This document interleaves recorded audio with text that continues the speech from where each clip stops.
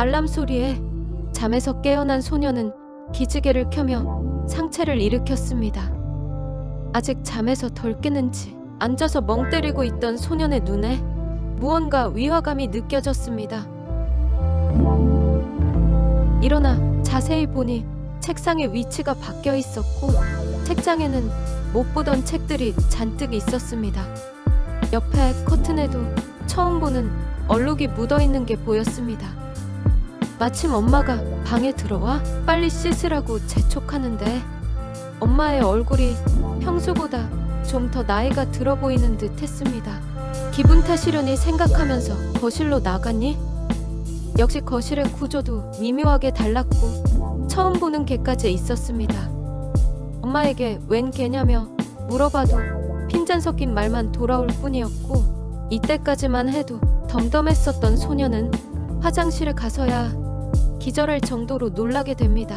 거울에는 갓 중학생이 된 자신의 앳된 얼굴은 온데간데 없고 제법 남자티가 나는 거뭇거뭇한 남성의 얼굴이 있었기 때문입니다. 놀란 토끼 눈으로 나와 부모님께 말을 해도 말이 통하지 않았습니다.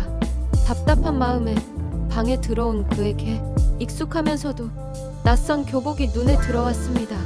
본인의 중학교와 가까운 곳에 위치한 고등학교의 교복이었습니다.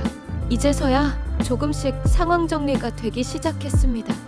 무엇보다 화장실에서 본 자신의 얼굴이 이 상황을 받아들이게 만들었습니다. 어제까지만 해도 중학교 1학년이었던 소녀는 하룻밤 사이에 고등학생이 되었던 것입니다. 혼란스러웠지만 아무도 믿어주지 않을 거라는 생각이 들었습니다.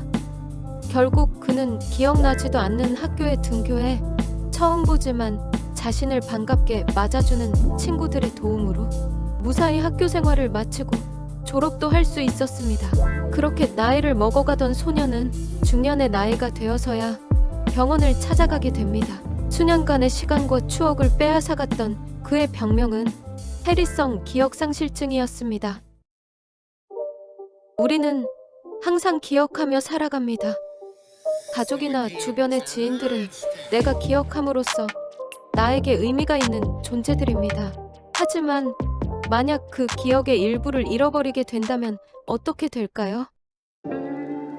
드라마에서 반전의 도구로 가장 많이 이용되는 소재 중 하나가 바로 주인공의 기억상실입니다. 그중 해리성 기억상실증은 뇌에 특별한 이상이 없이 심리적인 요인에 의해 발생하는 기억상실증을 말합니다. 극복하기 힘든 정신적인 충격이나 극심한 스트레스를 겪고 난 후 이에 대한 방어기제로 생겨나는 경우가 많습니다. 자신이 맞았던 걸 전혀 기억하지 못한다거나 천재지변이나 전쟁을 겪었던 군인들이 그때의 상황을 기억하지 못하는 등 감당하기 힘든 심리적 부담감에서 벗어나기 위한 시도라고 볼 수 있습니다.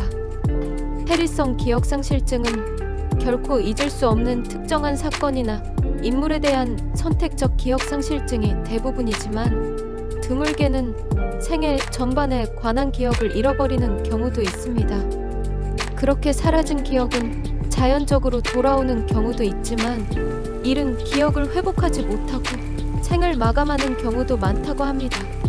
뇌에 이상이 있는 게 아니기 때문에 주로 심리상담이나 최면을 이용해 치료하며 해리성 기억상실증을 겪고 있는 사람들은 자신이 기억을 상실했다는 사실을 인식하지 못하는 경우가 많다고 합니다. 하지만 본인이 어느 정도 증상을 인식하고 그로 인해 일상생활이나 대인관계에 지장이 생길 정도라면 꼭 치료받으시길 바랍니다.